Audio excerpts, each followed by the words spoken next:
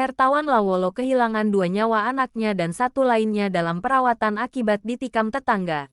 Kini harus ditekan untuk membayar hutang biaya rumah sakit. Kondisi tersebut menjadi dilema besar, sangat menekan suasana batin dan pikirannya.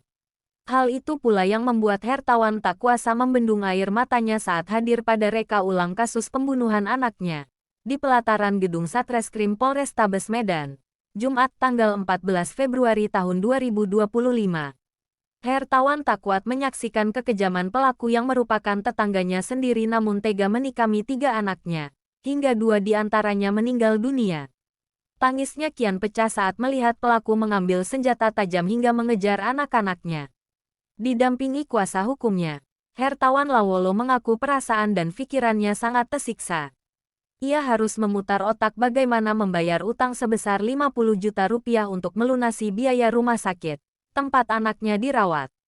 Hertawan pun menyebut total biaya operasi dan penanganan medis keseluruhan mencapai 190 juta rupiah. Selama perawatan kemarin ada terkumpul donasi, dan sejauh ini sudah dapat beberapa terbayarkan. Namun masih terutang 50 juta rupiah, ucapnya yang masih tampak berlinang air mata. Ia mengaku masih terus dihubungi pihak rumah sakit yang meminta agar bisa menyelesaikan tagihan tersebut. Saya tak tahu lagi harus bagaimana membayarnya. Saya mohon bantuan dinas sosial atau dinas kesehatan agar dapat membantu meringankan beban biaya rumah sakit tersebut. Harapnya dengan suara tangis sesenggukan. Hal senada dikatakan kuasa hukumnya Paul JJ Tambunan. Paul berharap adanya perhatian dari pemerintah. Keluarga saat ini masih terkendala dengan pembiayaan rumah sakit. Saya harap seperti Kemensos, Kemenkes dan dinas-dinas sosial atau dinas kesehatan di Kota Medan dan Provinsi Sumut turun tangan untuk membantu beban keluarga korban, harapnya.